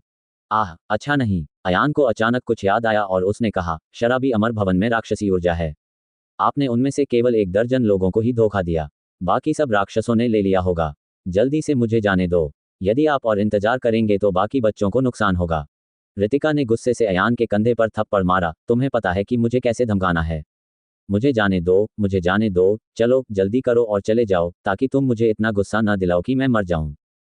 जैसे ही उसने यह बात कही, रितिका ने अयान को बांधने वाली युआन क्यूई को चूस लिया। अयान ने तुरंत खिड़की से झांककर एक वाक्य छोड़ा, जिस बच्चे को तुमने बरगलाया है उसे वापस शराबी अमर भवन में भेज दो।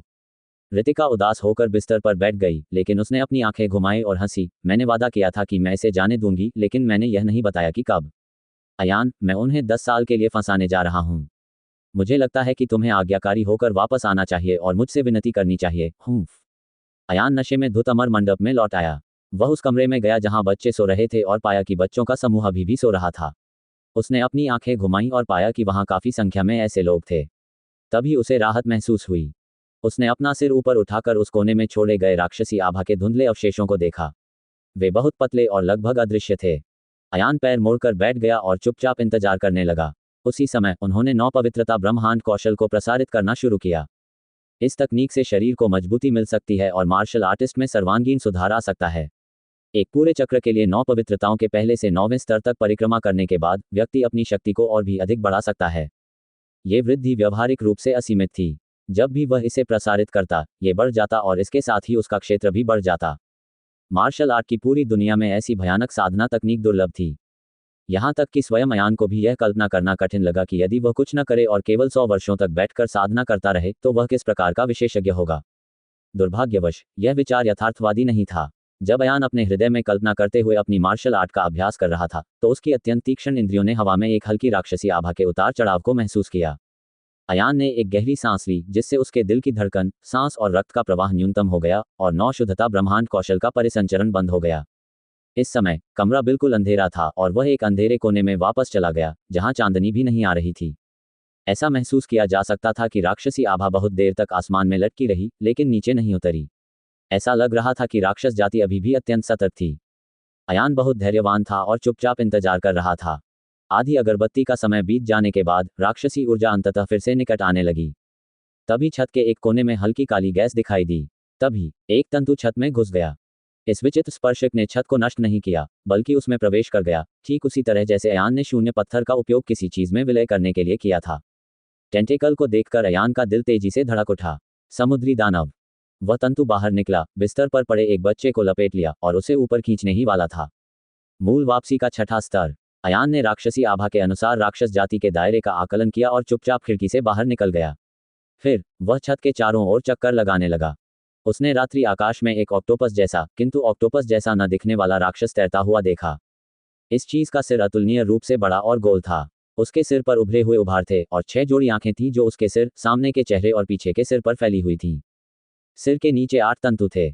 ऑक्टोपस के स्पर्शकों के विपरीत इसके स्पर्शकों पर कोई चूसने वाली चीज नहीं थी, केवल मुलायम काले बालों की एक परत थी। राक्षसी जानवरों और राक्षस जातियों के बारे में अयान की समझ कभी गहरी नहीं थी। वह केवल सबसे परिचित और क्लासिक राक्षसी जानवरों और राक्षस जातियों को ही जानता था। ये पहली बार था जब उसने ऐसी चीज अपने सामने देखी थी। वह चीज बच्चे को चुराने में पूरी तरह से लीन थी।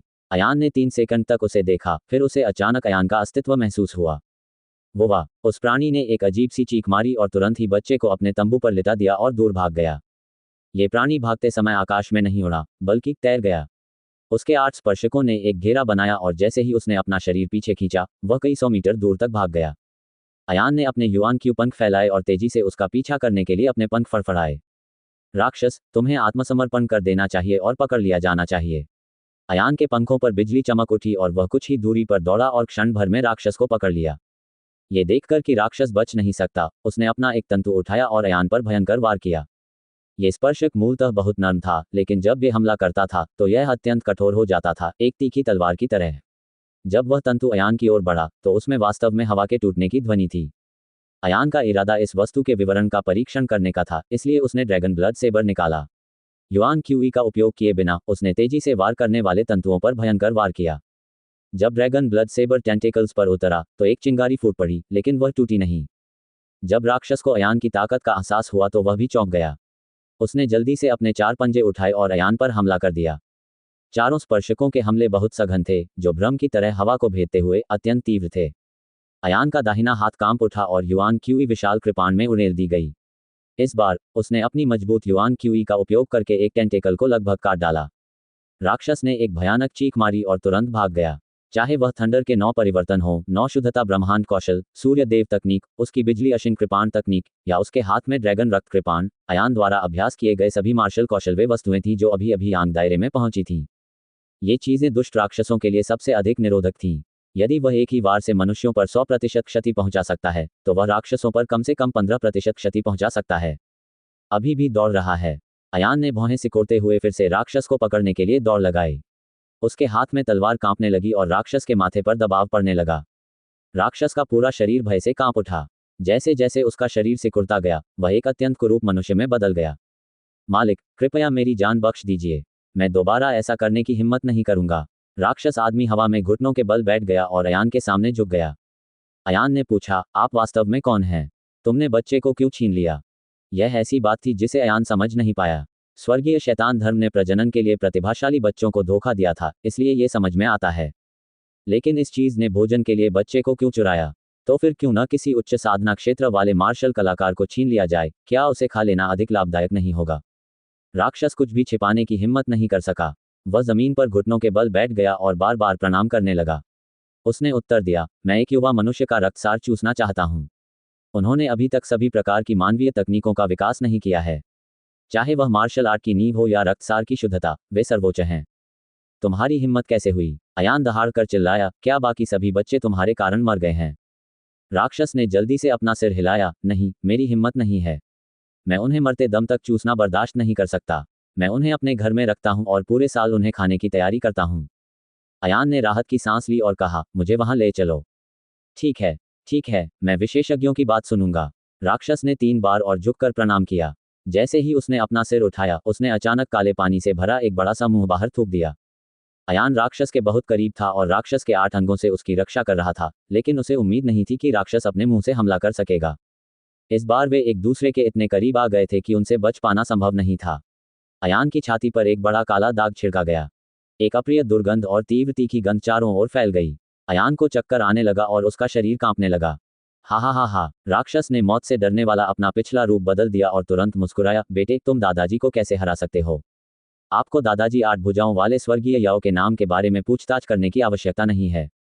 तुम मेरे रक्त राक्षस वूडू जहर से जहर खा चुके हो और 1 घंटे के भीतर खून में बदल जाओगे। अयान ने अपना सिर नीचे किया और अपनी छाती पर काले दाग को देखा। दाग बहुत अजीब था, यह उसके कपड़ों में घुस गया और उसकी त्वचा पर चिपक गया। रक्त राक्षस वूडू जहर की विषाक्तता के कारण उसके शरीर में युआन क्यूई भी सुचारू रूप से प्रसारित नहीं हो पा रहा था। जल्दी से घुटनों के बल बैठो और दादाजी को प्रणाम करो। दानव जाति के व्यक्ति का शरीर कांप उठा और वास्तव में 8 भुजाएं प्रकट हो गईं। उसकी 8 भुजाओं में तीखी तलवारें थीं। अयान ने गहरी सांस ली और कहा, तुम आंसू बहाए बिना ताबूत को नहीं देख पाओगे। ये सुनकर राक्षस की आंखें चौड़ी हो गईं।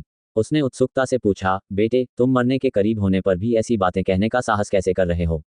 जल्दी से प्रणाम करो। दादाजी आपको मरने का एक सुखद तरीका बताएंगे, अन्यथा मेरा रक्त दानव वूडू जहर निश्चित रूप से आपको मौत के घाट उतार देगा। अयान की आंखों में ठंडक की झलक दिखी। उसने अपनी कृपाण ऊंची उठाई और बिजली तुरंत उसके चारों ओर घिर गई। आह, तुम! ये देखकर राक्षस नर को बड़ा आश्चर्य हुआ। अयान तो और भी तेज था। जिस क्षण अयान ने दानव जाति के व्यक्ति को पीछे छोड़ा, विशाल कृपाण तेज बिजली के चारों ओर लिपट गई और दानव जाति के व्यक्ति को 2 टुकड़ों में काट दिया। राक्षस को मारने के बाद अयान तुरंत जमीन पर उतरा और पैर मोड़कर बैठ गया। सौभाग्य से 9 शुद्धता ब्रह्मांड कौशल 5 तत्वों के लिए अत्यंत प्रतिरोधी था। इस संसार में लगभग सभी विष 5 तत्वों में निहित थे। यदि ऐसा न होता तो अयान अभी कृपाण नहीं काट पाता। इस समय रक्त राक्षस वूडू जहर पहले ही अयान की त्वचा को भेद कर उसके शरीर में प्रवेश कर चुका था। अयान ने तुरंत एक टीए-400 स्पिरिट्स गोली निगल ली। ये बैशोऊ सिटी के शरीर से पाया गया था। कुल 10 गोलियां थीं। पहले तो उसने एक खा लिया था, लेकिन अब वह एक खा रहा था और अभी भी उसके पास 8 बचे थे। लेकिन अजीब बात यह है कि एक शक्तिशाली चौथी श्रेणी की 100 आत्माओं की गोली वास्तव में इस रक्त राक्षस वूडू जहर को ठीक करने में असमर्थ थी। अयान स्तब्ध रह गया और फिर वह एक सपने की तरह जाग गया। ये रक्त राक्षस वूडू जहर कोई जहर नहीं था, बल्कि उस राक्षस की तकनीक थी। जैसे ही जहर फैला, अयान को लगा कि उसका शरीर ठंडा और गर्म हो गया है, मानो हजारों चींटियां उसके शरीर को कुतर रही हों। दर्द असहनीय था। लापरवाह। इस बार वह सचमुच लापरवाह था। अयान को यह नहीं पता था कि जहर को कैसे निकाला जाए, न ही उसके पास जहर को निकालने का कोई साधन था। वह केवल 9 पवित्रता ब्रह्मांड कला को प्रसारित करने का प्रयास कर सकता था, लेकिन वह नहीं जानता था कि यह काम करेगा या नहीं। जैसे ही 9 पवित्रता ब्रह्मांड कला प्रसारित हुई, अयान ने महसूस किया कि उसके शरीर का दर्द अचानक कम होने लगा और उसका मन स्पष्ट और स्पष्ट हो गया। जैसे ही उसने अपनी साधना तकनीक बदली, उसने अपने पेट की ओर देखा और पाया कि उसके पेट की त्वचा काली पड़ने लगी थी। धीरे धीरे उसके पेट से घनी काली गैस की एक परत उभरने लगी। 9 पवित्रता ब्रह्मांड कला चलाने से वास्तव में जहर को बाहर निकालने का प्रभाव होता है। अयान बहुत खुश हुआ। इस बार वह बहुत पैसा कमा रहा था। मूलतः 9 शुद्धता ब्रह्मांड कौशल विशाल स्वर्ग शुद्ध युआन तकनीक का पूर्ण संस्करण था। वह विशाल स्वर्ग शुद्ध युआन तकनीक केवल चोटों को ठीक कर सकती थी और जहर को बाहर नहीं निकाल सकती थी, लेकिन 9 शुद्धता ब्रह्मांड कौशल कर सकता था। इसके अलावा विष को बाहर निकालने का प्रभाव बहुत तीव्र था। 9 शुद्धता ब्रह्मांड कौशल द्वारा काले रक्त के जहर को तुरंत हटा दिया गया था और यह काले रक्त को काली गैस में वाष्पीकृत करने के लिए पर्याप्त तेज था। अयान बहुत प्रसन्न हुआ और उसने अपनी साधना तकनीक का प्रचार जारी रखा। हालांकि जब उसने राक्षस आदमी की लाश को देखा, तो उसने पाया कि यह एक लाश नहीं थी, बल्कि एक टेंटेकल थी। क्या चल रहा है? क्या वह चीज अभी भी जीवित है? अयान को बहुत आश्चर्य हुआ। अभी अभी तो उसने स्पष्ट रूप से उस आदमी को एक ही कृपाण के वार से 2 टुकड़ों में काट दिया था, लेकिन ऐसा क्यों था कि नीचे गिरने के बाद वह केवल एक ही तंतु रह गया था? भाग जाओ। अयान ने इसे सहन किया और लंबे समय तक 9 शुद्धता ब्रह्मांड कौशल का संचार किया। आकाश में उड़ने से पहले अपने शरीर से सभी विषाक्त पदार्थों को निकाल दिया। जब वह दोनों हाथों से अपनी आंखें पोंछ रहा था और लाइटनिंग फोटोइलेक्ट्रिक आई का प्रयोग कर रहा था, तो उसके चेहरे पर बर्फ सी ठंडक थी। उसने देखा कि आकाश में अभी भी राक्षसी ऊर्जा का अंश बचा हुआ था। सचमुच, वह भाग गया। उस राक्षस को भी अशुभ माना जाता था। यदि आज उसका सामना किसी मार्शल कलाकार से होता तो वह बहुत पहले ही भाग गया होता।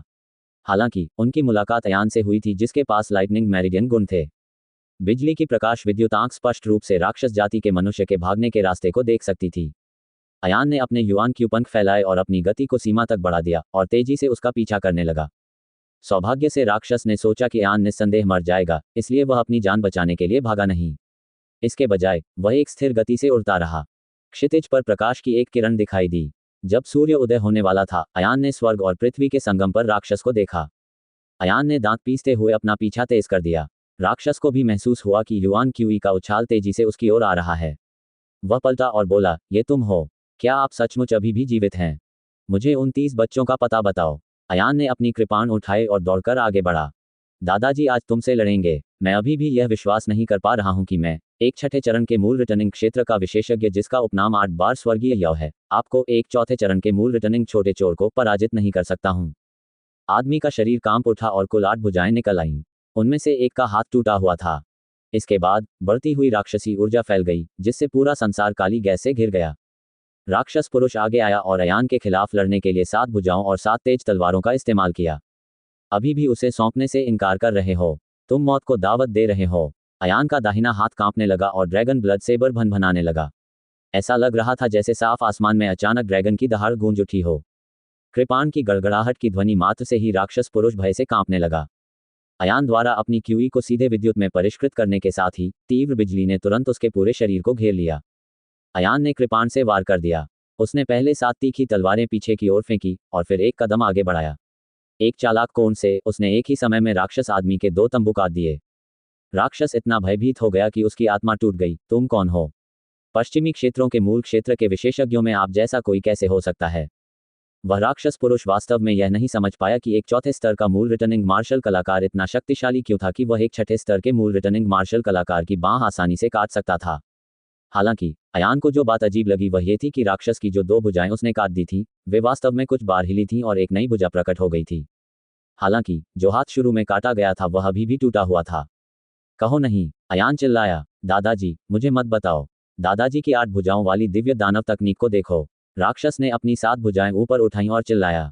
जैसे ही राक्षसी आदमी की राक्षसी आभा आकाश में बढ़ी, आकाश में एक छाया दिखाई दी जिसने आकाश और सूर्य को ढक लिया। वह प्रेत ऑक्टोपस जैसा एक बड़ा राक्षस था। 8 अंग हवा में अद्वितीय दानव की तरह नाच रहे थे। अयान जानता था कि यह दृश्य केवल भयावह था, तथा इसकी वास्तविक शक्ति निश्चित रूप से उतनी भयावह नहीं थी। यदि तुम मरना चाहते हो तो मैं तुम्हारी इच्छा पूरी करूंगा। अयान ने अपना बायां हाथ उठाया और छोटे से सूरज का उपयोग करके सूर्य की पतली किरण खींची। अयान के बाएं हाथ पर दिन का प्रकाश अपनी दिशा से भटक गया और सीधे राक्षस पुरुष की ओर निर्देशित हो गया। आह! राक्षस पुरुष को अपना राक्षसी मार्शल कौशल दिखाने का भी समय नहीं मिला, इससे पहले कि वह स्वर्ग और पृथ्वी को हिला देने वाली चीख निकालता। वह सीधे सूर्य देव तकनीक से प्रभावित हुआ और एक भयंकर भूत के रोने जैसी दयनीय चीख निकाली। अयान ने अपनी कृपाण उठाए और राक्षस को 2 टुकड़ों में काट दिया। अयान राक्षस की गिरी हुई लाश का पीछा करते हुए जमीन पर उतरा और उसे ध्यान से देखने लगा। लगता है इस बार वह सचमुच मर चुका है। अयान ने राहत की सांस ली, लेकिन उसका मूड शांत नहीं था। इस राक्षस को मारने के बाद 33 बच्चे उसे कहाँ ढूंढेंगे। ठीक इसी समय जमीन पर पड़े राक्षस पुरुष के शव से अचानक काली गैस निकली, जो एक टूटे हुए तंतु में बदल गई। अयान ने भौहें सिकोड़ी। इस राक्षस के जीवन रक्षक तरीके काफी अजीब हैं। अयान ने उड़ान भरी और अपनी बिजली जैसी आंखों का उपयोग करके हवा में राक्षस द्वारा छोड़े गए निशानों का पीछा करना जारी रखा। इस बार राक्षस सचमुच अपनी जान बचाकर भाग निकला था और उसने अपनी पूरी गति का उपयोग कर लिया था। अयान ने बड़ी मुश्किल से उसका पीछा किया और दोपहर के बाद ही उसे राक्षस के निशान दिखाई दिए। भाड़ में जाओ तुम बदमाश, अपने दादाजी को पकड़ रहे हो। ये कैसी दुश्मनी है। राक्षस को लगा कि अयान फिर से उसकी ओर आ रहा है और वह डरकर चिल्ला उठा। प्रतिशोध लो मेरे महाराज। यदि तुम उन मानव बच्चों को मुझे नहीं सौंपोगे तो मैं तुम सबको एक एक करके मार डालूंगा। चलो देखते हैं तुम कितनी बार बच सकते हो। अयान चिल्लाया। भागते हुए राक्षस चिल्लाया, पीछा करना बंद करो, वे सभी बच्चे मर चुके हैं। अयान का दिल कांप उठा और वह गुस्से से बोला, तो तुम्हें मर जाना चाहिए।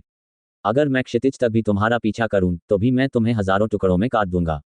राक्षस इतना भयभीत हो गया कि उसने जल्दी से कहा, दादाजी ने उन्हें नहीं मारा। दादाजी ने तुमसे झूठ बोला। तुमने मुझे बेवकूफ बनाने की हिम्मत की। अयान ने राक्षस का 100 मीटर दूर तक पीछा किया और हवा में पैर रख दिया। तुरंत ही उसके पैरों के नीचे युआन क्यूई फट गया, जिससे वह भ्रम में बदल गया और राक्षस की ओर बढ़ गया। राक्षस की 8 भुजाएं और बढ़ गईं। इस बार उनमें से 2 के हाथ टूट गए। तुम कुतिया के बच्चे, दादाजी तुम्हें मार डालेंगे। राक्षस पुरुष ने अपना सिर ऊपर उठाया और मुंह से एक जोरदार फुफकार के साथ काली गैस थूक दी। शिकारी पक्षी अपनी पूंछ हिलाते हैं। अयान ने उसका पीछा किया और क्षैतिज रूप से वार किया। एक विशाल अर्धचंद्राकार ब्लेड की रोशनी उसकी कृपाण से दूर उड़ गई। राक्षस पुरुष ने शीघ्रता से 6 तीखी तलवारें निकाली, जिनमें से प्रत्येक राक्षसी आभा से भरी हुई थी। हालांकि उसकी राक्षसी ऊर्जा अयान की युआन क्यूई को रोकने में पूरी तरह असमर्थ थी। उसे अयान की कृपाण द्वारा बलपूर्वक काट दिया गया। ये तो कहना ही क्या कि उसकी 6 तीखी तलवारें उड़ गईं, उसकी 6 भुजाएं भी उसी समय काट दी गईं। आप वास्तव में कौन हैं? राक्षस पुरुष चिल्लाया। हालांकि इस समय उसने जो काली गैस उगली थी वह काले बादलों में संघनित हो गई और एक जोरदार आवाज के साथ वह काले पानी में परिवर्तित हो गई, जो आकाश से नीचे गिर गई।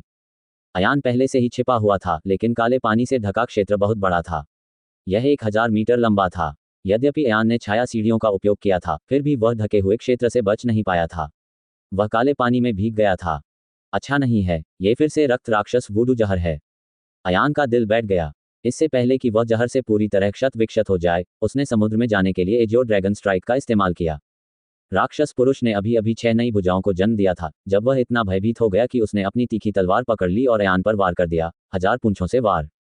काली राक्षसी ऊर्जा की 1000 से अधिक किस्में फैली हुई थीं। राक्षसी ऊर्जा हजारों तीखी तलवारों में संघनित हो गई और पागलों की तरह अयान पर वार करने लगी।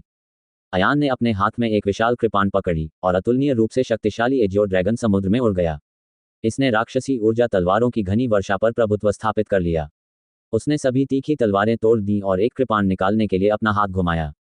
एक भयानक तलवार खींचने वाली और तलवार काटने वाली चमक आकाश में चमकी, जिसने एक ही तलवार से राक्षस को 2 टुकड़ों में विभाजित कर दिया। अच्छा नहीं है, जहरीली गैस दिल पर हमला कर रही है। अयान ने देरी करने की हिम्मत नहीं की और तुरंत जमीन पर उतर गया, पालथी मारकर ध्यान करने लगा और 9 पवित्रता ब्रह्मांड कौशल का प्रसार करने लगा। इस बार राक्षस ने जो रक्त राक्षस वुडू जहर छोड़ा उसकी मात्रा बहुत अधिक थी। क्या ऐसा हो सकता है कि उसने अपने शरीर में मौजूद सारा रक्त पिपासु वुडू जहर एक ही बार में थूक दिया हो? सौभाग्य से 9 पवित्रता ब्रह्मांड कला अत्यंत अत्याचारी थी। यद्यपि इस बार अयान को अधिक गहराई से जहर दिया गया था, लेकिन साधना तकनीक के संचलन के साथ जहर भी काली गैस में वाष्पित हो गया था और अयान के शरीर से हवा में ऊपर उठ गया था। अयान काली गैस से घिरा हुआ था। उसने ऊपर देखा और पाया कि यह सचमुच सच था। जमीन पर एक टूटा हुआ तंबू भी पड़ा था। अयान ने कहा, मुझे डर है कि मुझे जहर देने के लिए ये राक्षस भारी मात्रा में ऊर्जा भी खर्च करेगा।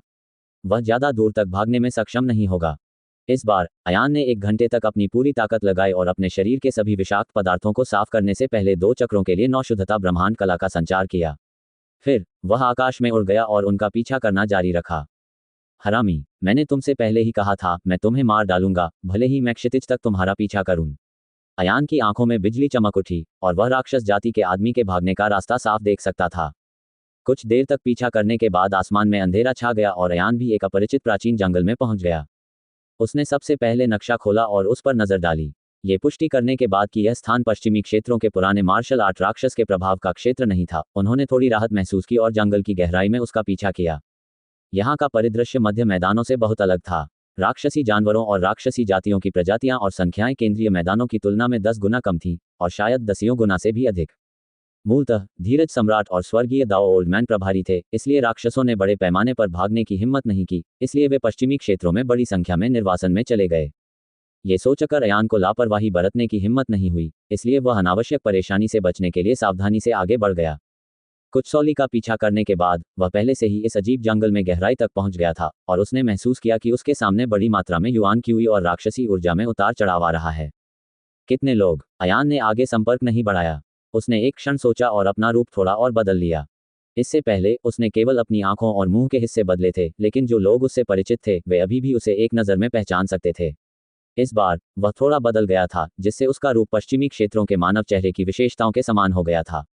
इसके बाद वह अपनी कृपाण लेकर उड़कर ऊपर चला गया। वहां एक खुली जगह थी। वहां कैंप फायर था। वहां कैंप फायर के चारों ओर 2 समूह के लोग बैठे थे। एक समूह मानव मार्शल कलाकारों का समूह था। उनके क्षेत्र सामान्यतः मूल वापसी क्षेत्र के तीसरे से छठे स्तर पर थे। उनकी संख्या 70 या 80 से अधिक थी। कैंप फायर के दूसरी ओर सभी राक्षस कबीले के लोग थे। उनमें से अधिकांश मूल रिटर्न के चौथे से छठे स्तर पर थे और उनकी संख्या 100 से अधिक हो गई थी। अयान को एक नज़र में 2 परिचित नजर आए। ऋतिक राक्षस जाति की अग्रिम पंक्ति में बैठा था, जबकि स्वर्गीय रंगीन चंद्रमा संप्रदाय के 5 शिष्य मानव जाति की अग्रिम पंक्ति में बैठे थे। सभी ने एक साथ अयान की ओर देखा। अयान भी किसी भी समय लड़ने के लिए तैयार था, लेकिन वह थोड़ा असहज था। यहाँ बहुत अधिक राक्षस जाति और मानव विशेषज्ञ थे। यदि वह उनसे सीधे मुकाबला करता तो निश्चित रूप से उन्हें हरा नहीं पाता। अप्रत्याशित रूप से जब राक्षसों को पता चला कि अयान एक मानव है, तो वे सब पीछे मुड़ गए और आगे नहीं देखा। दूसरी ओर स्वर्गीय रंगीन चंद्रमा संप्रदाय के व्यक्ति ने मुस्कुराते हुए कहा, तो आप एक इंसान हैं। आप थोड़ा देर से आए हैं। आप अभी मूल वापसी के चौथे स्तर पर हैं। कृपया अंतिम से पहले वाली पंक्ति में बैठें। अयान का दिल तेजी से धड़क उठा जब उसने सोचा, क्या वे यहाँ मिल रहे हैं? फिर वह चुपचाप पीछे की पंक्ति की ओर चला गया। उसी समय उसने राक्षस जाति की ओर देखा और पाया कि वह व्यक्ति 8 भुजाओं वाला स्वर्गीय याओ कहलाता था। अयान उसे जानता था, लेकिन वह अयान को पहचान नहीं सका। सबसे पहले अयान का रूप बदल गया था। दूसरे, अयान के लंबे कपड़े युआन क्यूई के उतार चढ़ाव को बिगाड़ सकते थे, जिससे राक्षस जाति के लिए उसे पहचानना असंभव हो जाता। हालांकि ऋतिक ने अयान को सोच विचार कर देखा। अयान के बैठ जाने के बाद स्वर्गीय रंगीन चंद्रमा संप्रदाय का प्रतिनिधित्व करने वाला व्यक्ति खड़ा हुआ और अपनी मुठियां बांध लीं। ये नीच सूर्य चंद्र संप्रदाय अयान पश्चिमी क्षेत्रों के नायकों और वीरांगनाओं को चर्चा के लिए इकट्ठा करने के लिए पश्चिमी क्षेत्रों में आया है। राक्षस जाति की दिशा तुरंत बेचैन हो गई। राक्षस जाति की अग्रिम पंक्ति में मूल वापसी संप्रदाय के छठे स्तर का एक व्यक्ति खड़ा हुआ और चिल्लाया, सूर्य चंद्र संप्रदाय के बच्चे, हमें भर्ती करने के लिए इतनी मेहनत करने की आपकी क्या योजना है? हमारी राक्षस जाति और सूर्य चंद्र संप्रदाय हमेशा से ही विवाद में रहे हैं। गर्जन गर्जन। राक्षसों के समूह ने अपनी भुजाएं ऊपर उठाईं और लगातार दहाड़ने लगे। स्वर्गीय रंगीन चंद्रमा ने मुस्कुराते हुए कहा, राक्षस जाति के मित्रों, चिंता मत करो। मेरी बात धीरे से सुनो। यद्यपि मैं अयान सूर्य चंद्र संप्रदाय का अनुयायी हूं, फिर भी मैं अपने हृदय में स्थित राक्षसों के प्रति सदैव दयालु रहा हूं। यह मेरी ओर से सभी के लिए शुभकामना उपहार है। बोलते समय उसने अपनी स्टोरेज रिंग को हिलाया और तीसरी श्रेणी की बॉडी टेम्परिंग पिल्स को जोर से जमीन पर छिड़क दिया। सभी राक्षस कबीले के लोग आश्चर्य से खड़े हो गए, उनकी आंखें लालच से भर गईं। राक्षस जाति और मानव मार्शल कलाकारों के बीच एक बड़ा अंतर था। वास्तव में जन्मजात श्रेष्ठता की दृष्टि से राक्षस जाति मानव जाति से कहीं अधिक शक्तिशाली थी। राक्षस जातियां सभी राक्षसी जानवर थीं जो मानव रूप में परिवर्तित हो गई थीं। राक्षसी जानवर स्वाभाविक रूप से मनुष्यों से अधिक शक्तिशाली थे।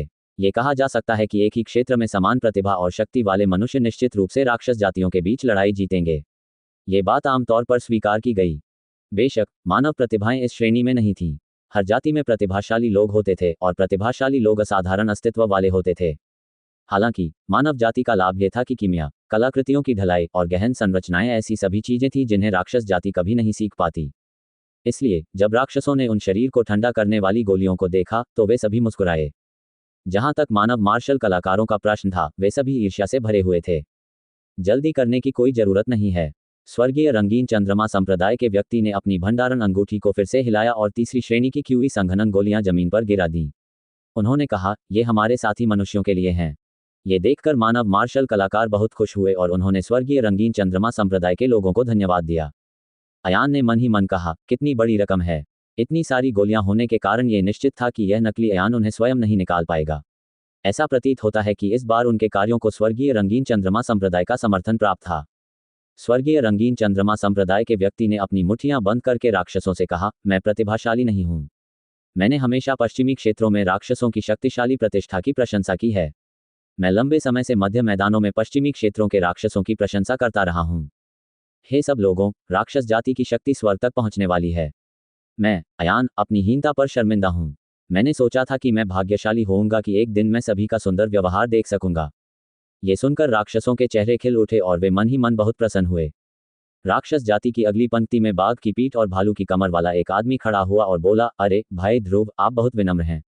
मुझे यकीन है कि सूर्य चंद्र संप्रदाय में अभी भी कुछ वास्तविक क्षमताएं हैं। यद्यपि उनकी तुलना हमसे नहीं की जा सकती, फिर भी वे बुरे नहीं हैं। यही है। स्वर्गीय रंगीन चंद्रमा संप्रदाय के व्यक्ति ने मुस्कुराते हुए कहा, मैंने बहुत समय से सुना है कि महाबोधि मंदिर पश्चिमी क्षेत्रों में प्रभावशाली है। इसने हमारे कई राक्षस भाई बहनों को मार डाला है। मैं, अयान, बहुत पहले ही इसे भूल चुका हूं। इसलिए मैं, अयान, सभी के लिए न्याय मांगने के लिए यहां हूं। ओह, जैसे ही राक्षस बैठे, उनकी आंखें आश्चर्य से फैल गईं। क्या सूर्य चंद्र संप्रदाय हमारे लिए खड़ा होने जा रहा है? बिल्कुल, स्वर्गीय रंगीन चंद्रमा संप्रदाय के व्यक्ति ने कहा, इस बार मैं सूर्य चंद्र संप्रदाय का नेतृत्व कर रहा हूं। मैं पश्चिमी क्षेत्रों की राक्षस जातियों के नायकों को एकत्रित करना चाहता हूं। चलो महाबोधि मंदिर चलें और उन बदबूदार भिक्षुओं से इसका स्पष्टीकरण पूछें। ये ठीक है अगर वह अपना सिर झुकाकर अपनी गलती स्वीकार कर ले। यदि वह मना कर देता है तो मेरा सूर्य चंद्र संप्रदाय निश्चित रूप से अपने संप्रदाय की पूरी ताकत का उपयोग उसके महाबोधि मंदिर पर हमला करने के लिए करेगा। राक्षस बहुत खुश हुए। काले संप्रदाय के व्यक्ति ने कहा, इसलिए मैं इस बार यहाँ गोलियां लाया हूँ, इस उम्मीद में कि सभी अपनी ताकत बढ़ा लेंगे। हम स्पष्टीकरण मांगने के लिए एक साथ महाबोधि मंदिर जा सकते हैं। कृपया पहले गोलियां खा लो। 10 दिन तक खेती करने के बाद हम लोग साथ साथ चल पड़ेंगे। मानव और दानव मार्शल कलाकार बहुत खुश थे। एक एक करके उन्होंने गोलियां उठाईं और निगल लीं। कुछ राक्षसों ने तो चुपके से 1-2 गोलियां और खा लीं। ब्लैक सेक्ट वाले व्यक्ति ने भी अपनी आंखें बंद कर लीं और ऐसा दिखावा किया जैसे कि वह उन्हें देख नहीं रहा है। अयान ने भी एक गोली ली, लेकिन उसे अपनी आस्तीन में रख लिया और निगला नहीं। जब सभी ने गोलियां खा लीं, तो बाघ पीठ वाले राक्षस पुरुष ने कहा, कहो कि यह एक साथ है, लेकिन आपको नायकों का नेतृत्व करने के लिए सबसे मजबूत व्यक्ति को ढूंढना होगा।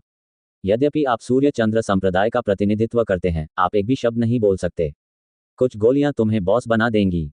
सहज रूप में, स्वर्गीय रंगीन चंद्रमा संप्रदाय के व्यक्ति ने कहा, क्यों न हम यहीं रहें और अपने विचारों की तुलना करें। जो भी अधिक शक्तिशाली होगा, वह स्वाभाविक रूप से बॉस होगा। यह मेरे कानों के लिए संगीत है। बाघ पीठ वाले आदमी ने जोर से सिर हिलाया। मैं पहले जाऊंगा। मानव पक्ष में चौथे स्तर का मूल रिटर्निंग मार्शल कलाकार बाहर चला गया। इस व्यक्ति ने अपनी पीठ पर तलवार लटका रखी थी और राक्षस जाति की ओर अपनी मुट्ठियां तानते हुए कह रहा था, मेरा उपनाम है रक्तहीन तलवार। ठीक है। मानव मार्शल कलाकारों ने लगातार तालियां बजाईं। उनमें से एक ने कहा, पश्चिमी क्षेत्रों में रक्तहीन तलवार प्रसिद्ध है। हर कोई इसके बारे में जानता है। रक्तिमराज ने गर्व से अपनी तलवार निकाली और कहा, राक्षस वंश के भाइयों, मुझसे कौन लड़ेगा? मैं इसे करूंगा। राक्षस जाति का एक तीखे मुंह वाला, बंदर जैसे गाल वाला आदमी बाहर आया और बोला, मेरा उपनाम स्वर पर चढ़ने वाला नीला बंदर है। चलो भी। रक्तिमराज आगे बढ़े और आरोही नीला बंदर के साथ युद्ध किया। रक्तिमराज के हाथ में जो तीखी तलवार थी, वह अत्यंत विचित्र थी। तलवार का मार्ग कभी भी सीधी रेखा में नहीं था, बल्कि केवल एक चालाक कोण पर था। अक्सर तलवार खींचते समय दुश्मन के लिए यह अनुमान लगाना कठिन हो जाता था। जहां तक आरोही एजियो रैप की बात है, तो उसने एक अच्छी मुट्ठी तकनीक का इस्तेमाल किया। मानव जाति की तुलना में दानव जाति की मार्शल तकनीक सामान्य रूप से समान थी, लेकिन इसमें युआन क्यूई के बजाय केवल राक्षसी ऊर्जा का उपयोग किया गया था। रक्तिमराज के हाथ में मौजूद लंबी तलवार ने वार किया और तलवार की रोशनी चारों ओर फैल गई, जिससे आरोही नीला बंदर बार बार पीछे हटने लगा और कई बार तेज तलवार से लगभग घायल हो गया। अंत में आरोही नीला बंदर अपनी दोनों मुट्ठियां मारता हुआ चिल्लाया, स्वर्गीय गड़गड़ाहट। रक्तहीन तलवार ने खूबसूरती से कदम रखा और आरोही नीला बंदर की मुट्ठी को पूरी तरह से चकमा दे दिया। तेज तलवार आरोही नीला बंदर की बांह के नीचे से ऊपर की ओर झुकी और तलवार की नोक आरोही नीला बंदर के गले पर दब गई। आरोही नीला बंदर इतना क्रोधित था कि वह वहीं पर फटने वाला था। हालांकि पहली पंक्ति में बाघ की पीठ और भालू की कमर वाले व्यक्ति द्वारा चिल्लाने पर वह डरकर भीड़ में वापस भाग गया। अच्छी तलवारबाजी। स्वर्गीय रंगीन चंद्रमा संप्रदाय के व्यक्ति ने ताली बजाते हुए कहा, रक्तिमराज वास्तव में दुर्जेय हैं। यहाँ तक कि हमारे सूर्य चंद्र संप्रदाय की तलवारबाजी भी कम भयानक नहीं है। रक्तिमराज को यह सुनकर राहत मिली और उन्होंने कहा, अब फिर कौन लड़ने वाला है।